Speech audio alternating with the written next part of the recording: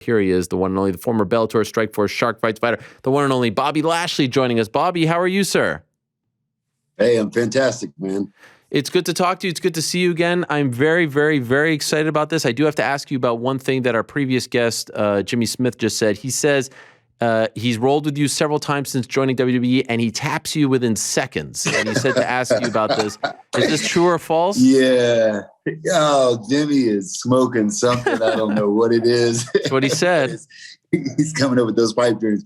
I grabbed him a couple times, and see, this is the thing. Jimmy keeps claiming that he has this great jujitsu. Yes. So I said, let's roll sometime. And ever since I said let's roll sometime, he seems to never have gear on it. Wow. I always come in a suit. And he's like, oh, I don't have any gear. I don't have any gear. So the last time I was like, all right, since you're never going to bring any gear, I'm just going to take you down and see what happens. So we went down to the ground and we went for a little bit. He has a little bit of something, but I think he could probably last maybe about a minute, 2 minutes before I tap him. But I'm pretty sure I can tap him. But wait, he was wearing a suit when you did this? Easy. It was one of those stretch suits. Okay, all right. Fine. Well, okay, that's what he said. Now this is what we do as journalists. We try to get to the truth, and thank you for clearing that up. Yes. Bobby, I can't wait for this. Saturday, you versus Brock. I spoke to you at SummerSlam in Vegas, and we were talking about the Brock, the one thing that you hadn't done yet, the match that you really, really wanted. Now here he is. I have to ask, though, it came under the craziest of circumstances, right? Roman Reigns tests positive for COVID day one, literally a couple hours before he gets put into the match. And now all of a sudden you guys are in the ring for the first time, let alone, involved in some kind of angle. If Roman Reigns doesn't test positive, is this not happening on Saturday? I believe so. I don't think it would have. Wow. That is crazy. And it is crazy because a lot of things in my career in wrestling has happened because of like little freak occurrences like this. And it's not something that was always favorable for me, but it just happens. The show must go on. If it was like, UFC and everything else with the fighting, they just cancel the fight and then postpone it. But with wrestling, you have somebody like Brock that has a huge name. If he's supposed to be on the pay-per-view, he has to be on there. When I originally found out about it, I was like, take me out of the match. Take me out of the match. Put him in the match with the four guys. And let's work some other kind of angle, because I think the first time when me and Brock meet, it has to be under some pretty big circumstances, and it has to be able to have something that we can build on. So I wanted to be out of the match originally. Wow. But I stayed in and I kind of made my point there a few times in that match. Well, that kind of blows my mind, though, because initially when I saw the news, when we found out that you guys were finally going to be in a match, so you would think there'd be interaction. It'd be like, oh, this is great. It maybe didn't go down the way Bobby had planned, but he finally gets to tangle with this guy, and this could lead to other stuff. You wanted out? That kind of, I get where you're coming from. Who convinced you to stay? Or did they say like, nah, this is crazy. You got to be a part of this? Well, it wasn't nothing. Like I'm that type of guy. I'm one of those guys that goes to Vince about everything. Is like, I don't want this. I don't want this. Sure. So it wasn't a point where I went there. Originally in my heart, in my mind, I was saying, I want out. I didn't necessarily tell anybody of the powers that be to get me out of that match. Gotcha. Okay. But I just said that anytime, the first time when me and Brock end up face to face, it has to mean something. So in that match, the match went well, because me and Brock never had that time where we were just right there in front of each other. There was a time where I speared him through the barricade, then I speared him and I put him in my hurt lock. So there was a lot of questions that got brought up after that match. And like he said, I think he said before, this is a match that should have happened at WrestleMania. Yes. And it's not like it still can't. Sure.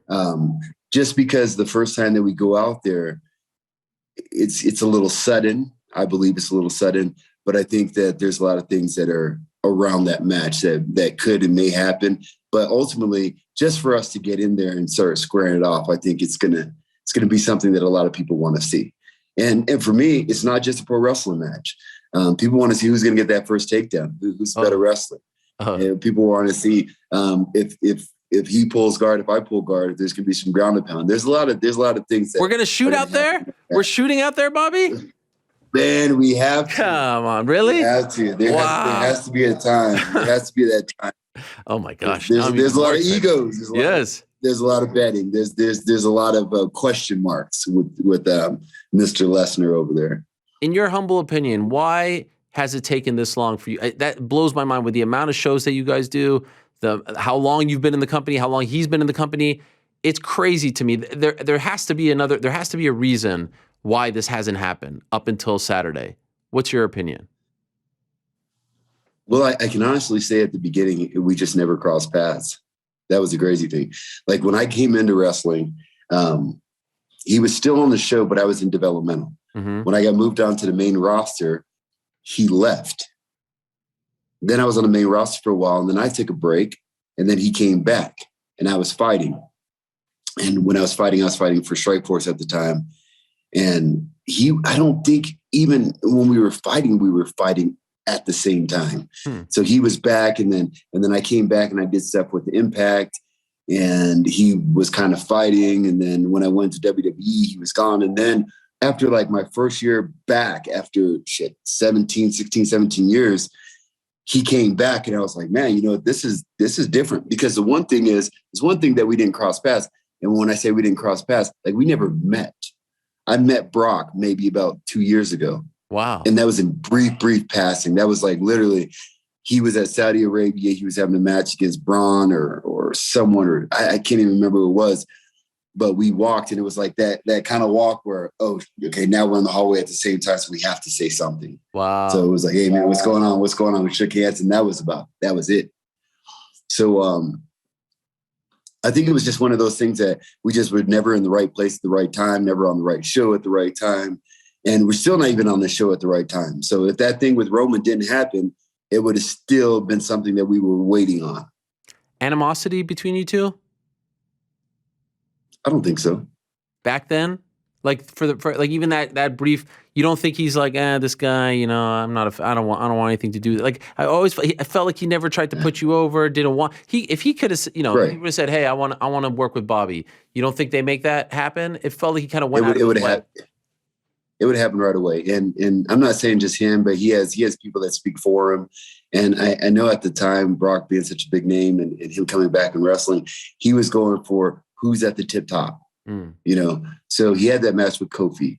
He has a match with Roman. He had that match there. And when I came back, I was fighting my way back up to the top. I wasn't a world champion at the time. The match seemed great, but I had nothing that he wanted. So when I actually won the WWE championship, that was the one thing that I said in the first interview that they asked me. They said, what next? I said, well, you know what? Because they asked me about Brock. And I said, before, Brock really had no reason to come after me. I said, but now he does. And I showed the title. I said, now he does. But he wasn't really in at the time. And then when he did come back, him and Roman started doing some stuff together. So it's kind of like timing was off. Timing's always been off with us. At what point did you know or find out that this would happen at the Rumble? Like, did they tell you right? After the match, you guys, okay, this is the plan, because that obviously, like, he wasn't in the match. He's not even on the show that you're on. He's not in that title picture. When did this all come together? Well, after you won the title, yeah, we did the 4-way the next Monday on TV, and that was one of the stipulations with the Rumble, or with the 4-way, is that the winner gets Brock. So I knew that Monday that you win this one, that's when you have Brock at the Rumble. Does it annoy? Before that, had no clue. Does it annoy you, Bob? I mean, I know you're doing a lot of media. You're all out there. Brock doesn't do anything. He doesn't have to do anything. It's just like, you guys got to carry the show. You got to do the, and I'm fascinated by this stuff because I see how hard you guys work. I know you're doing a bunch today. I know he doesn't do a thing, and he's the draw, and he's earned that spot. But come on, is there a part of you that's like, can he do one thing to sell this? Can he talk to one freaking person? His doing nothing is doing a lot. Because if you think about it, and I'm gonna compare him to like a Fedor. Mm-hmm. Fedor wasn't doing a whole bunch of stuff. They weren't pushing him out there, and that's what keeps that mystique about him. That, like, everybody's like, oh man, Fedor's this, Fedor's that. We don't know because we never had an opportunity to really sit down and talk with him. And I think that was the best thing that Brock has done for his career, is to be that unknown. Like, people really believe Brock's out in the woods, in the forest somewhere in Canada, chasing down elk and like breaking their neck and skinning them with his hands, because that's what. That's not true. That's not true. It could be true. Okay. I don't know. I haven't seen it. If he didn't thought post so. it on Instagram, then Sure. I don't believe it. Sure. That is true.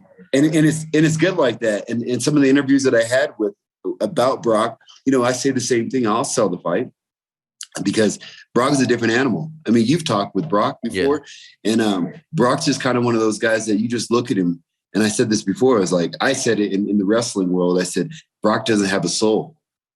I said, because Brock is just, that's that mystique about him. When you stand there squaring off with a fighter, everybody tries to like, I'm looking into your soul. I'm trying to find out, are you scared? Are you nervous? Are you ready? Are you this? Are you that?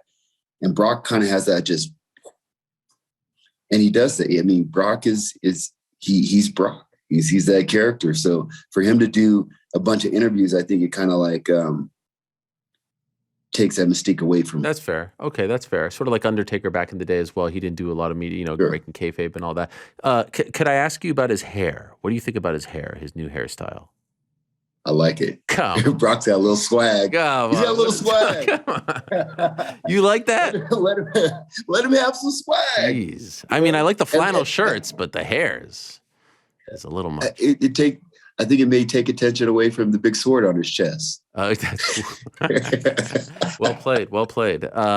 So this is going down, and the hope for you is you want, obviously, you win on Saturday and then rematch WrestleMania, because my thing was, this is such a special match, and there's so few first times right now, right? There's so few. This has never happened before in wrestling because you guys are always working. There's so many shows. Why not save this for the granddaddy of them all? But you're saying you win on Saturday. You want to run it back in April. That would be the dream, the hope.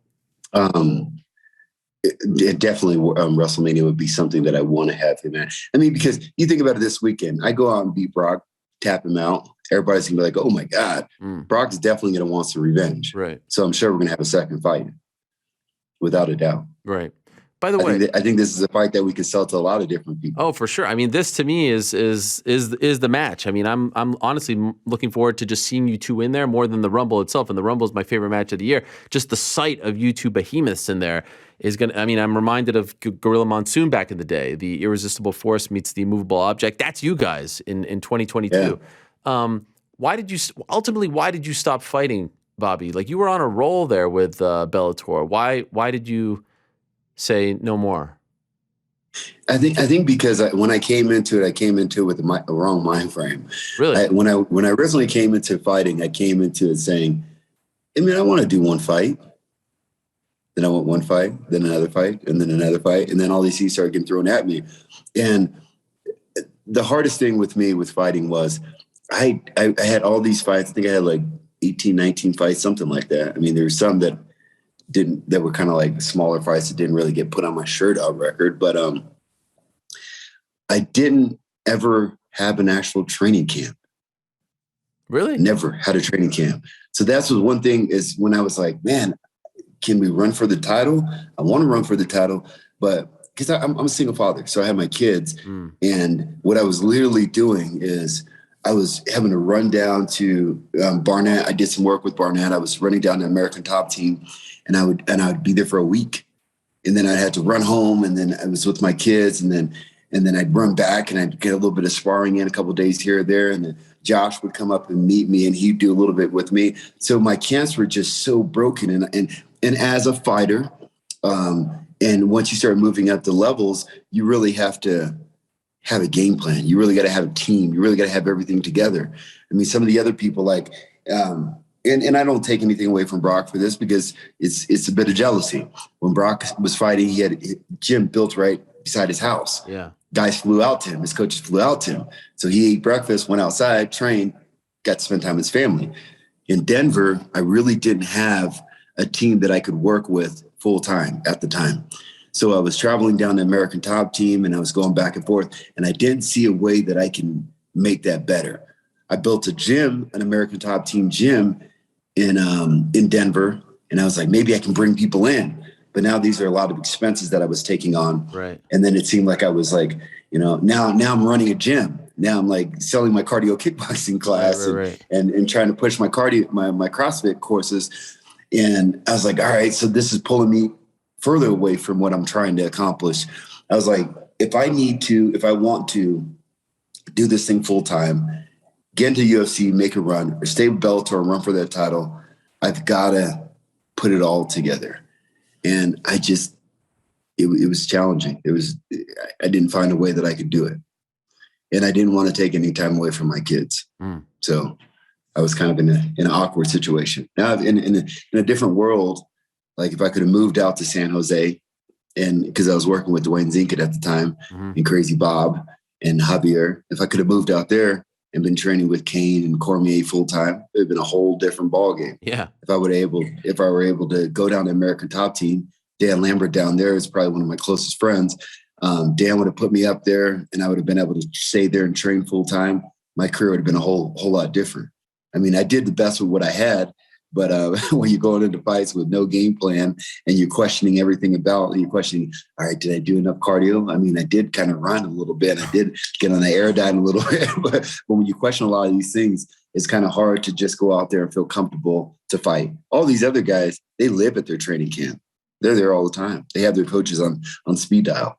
Mine, I was jumping around and I would carry my boxing coach with me from place to place, but I just really didn't have it all put together. Considering all of that, I never heard you say that. I'm shocked you lasted 17, 18 fights, that you went that long without doing it the proper way. That's pretty crazy to me. Well done. I had some great coaches and I consider myself a fairly intelligent person when I'm learning things, especially in martial arts. So I was able to pick up what they taught me, take it home, and then kind of like work. Like some of the guys that I was sparring with when I went home were Yusuf, Yusuf So he's fighting at 135. Yeah. I mean, I love the kid, but him, Austin Jones, some of these guys were smaller guys. And I had Alex Huddleston, which was a big heavyweight, but and we used to corner each other. But I never really had that core to be able to really take it seriously. And I didn't want to like disrespect the sport by just taking big money fights and going out there and winging it. Do you regret this? Like, do you ask yourself, what if I had this camp, I could have, been so much greater in MMA, or are you at peace with how your career went there? I am at peace because I'm in a great position now. If I was sitting now broke with these fights under my belt, still questioning, then I would say, man, I wish I would have done more. I mean, there was a time when I first started in, I did start with Zinkett and Crazy Bob. That's where I first originally started. And they were like, man, a lot of these guys are up here, Fitch. All these guys are up here. Koscheck was up there. All these guys are up here. They were good friends of mine. So I was like, man, we can make it happen. But, my kids were young and I couldn't do it. Wow. So I don't look back at it saying I wish anything, and I never do that with anything with my career. I just told myself I'm going to make the best of what I have, and I'm not going to leave my kids. So you had the run in Strikeforce, Bellator, Shark Fights, never UFC. Did you ever talk to them? Like, were you ever close to going to the UFC? I'm not 100% sure, but I know that Dan had talked with Dana at one time, and Dana, he was fair with it. He said, we can't offer him like a huge contract, but we will give him something that he can get his foot in the door and kind of prove himself. And that's all I knew. And then when I talked with Dan about it, Dan's a huge wrestling fan, huge pro wrestling fan. Yeah. And Dan was like, but they want you to sign everything. Like, there's no more pro wrestling. Are you ready to shut the doors on pro wrestling? And I was like, golly. You can't offer me a contract and say, yeah, we bring him in, but he needs to shut all that down with small money. Right. Because the wrestling is something that I knew that I could really make some good money on long term. So I couldn't take a small contract to prove myself, where I had pro wrestling where I already proved myself. And that was always my money back that I can always go back to. So I really couldn't do it. Now, when I talked with Coker was like, sure. Yeah. If you want to do this, you want to do that. Yeah. Whatever level you want to do it at, we're going to be there for you. If you want to pro wrestle still and still take fights, then we can do it. And if there's ever a time that you want to go after Koscheck or you want to go after one of these other guys, we're not Koscheck, but Chet Congo, he was in there. If there's any time that you want to go after him, then we can bring you in and then you can do something more. Okay. So everything was kind of left up in the air for me. with Coker. And I wish I could have did that with Dana, but I understand that you can't do that in the UFC. He's not going to let anybody have kind of that part-time, do whatever you want kind of contract. And that's what I needed. And that's what he wasn't willing to give. Better MMA fighter, you or Brock Lesnar? Not who, like, obviously he won the UFC title, but like skill-wise, take away the resume. Who was the better MMA fighter in your opinion? Without trying to disrespect him, I don't know what he's capable of doing as far as like skill-wise, because I don't know. Afterwards, I mean, I taught boxing. I taught jiu-jitsu at my gym. And what I tried to do was I ran with Strikeforce there for a while, and I had a little hiccup that kind of sent me back a little bit, where I took some of the smaller fights. And when I did those smaller fights, what I was doing is I was sharpening my axe. That's what I used to say. So I was really learning my boxing, really taking some time and getting some jiu-jitsu in there, sharpening my wrestling skills. So I turned into somewhat of a student of the game. So as far as skill for skill and knowledge for knowledge, I think that I have a lot more than he does in it. Man. And we'll see a little bit of that on Saturday, I presume, in St. Louis, Royal Rumble. Before I let you go, Bobby, could I ask, there was a lot of, the internet is a funny place and wrestling fans can be funny people. Some were upset with Big E losing the title on that night. And, he won the belt not that long ago. His run, Big E's run, what did you think of it? Did you feel like it was successful? How did you feel like he was as champion? I think it was successful. It was successful for what we needed at the time. See, the thing with Big E is, and what I believe is, he was not shadowed, but he was with the New Day, and a lot of the attention and focus wasn't on him, because you had Kofi there, you had Xavier there, and you had Big E. So when he was in there, he didn't really have all the attention that I thought that he should have had. That's why when he did have the title run, the New Day moved over to SmackDown, and he stayed on Raw. And when I started wrestling him, and this is the one thing that I like, and what I tried to switch up with my character a little bit. When I came back with the Hurt Business, what it was we didn't give these guys an opportunity just to be, let's do some cool moves and let's wrestle. We wanted to bring out that fight in people. And that was one thing that when me and Big E went at it, there wasn't like because he likes to clap and do his little gyrate and all these different things. He couldn't do that with me. So the fans got a chance to see a different side of Big E, that anger side. And when you see him get angry, Big E's a big dude. So when he came out and the first time he really got angry, when I first saw him get angry, was when he did cash in that title. And I'm sitting down on the ground. I was like, no, my knee, because my knee was hurt. Yeah. So he shouldn't have won it in the first place. Sure. But I saw him like his veins popped out, like he was in the fight. And that's what we need in wrestling a lot of times. There's one thing to be very entertaining, and there's another thing to have like some of the, the fighters, MMA fighters, and different people look at it and say, damn, this is a fight. Yeah. We're losing that a little bit with professional wrestling. And when I first came in, we had that. You saw a lot of these guys, these hardcore Holly Walker, JBL, Big Show, all these different guys. You're like, damn, these wrestlers, I don't know about these guys. We need some of that. So I think that I brought that out a little bit in Big E, and then Big E kind of showed that the rest of this time during his title run. So I think even if they moved him now back with the New Day, I think he would be more of a figurehead of that group. And they would look at him as like the muscle and the grit for that group. So I think, he could have had a longer title run. And it kind of sucked that he had to lose at that point. But I think he got the rub that he needed for the rest of his career. He will always be a main event guy because of that. I agree. And he will always be in that world title picture because of that. Loved your run. But he will never, ever, ever beat me again. All right. That's right. Love the close, by the way. You and MVP, you guys, the close, fantastic. And I love the fact that we're finally getting this match. So good luck to you on Saturday, Royal Rumble, Peacock, BT Sport box office over in the UK. A dream match, really, a dream match for a lot of fans. So thank you for the time, Bobby. Best of luck to you on Saturday night, my friend. Always. Appreciate it, man. All right, there he is, Bobby Lashley. What a scene that's going to be on Saturday at the Dome in St. Louis.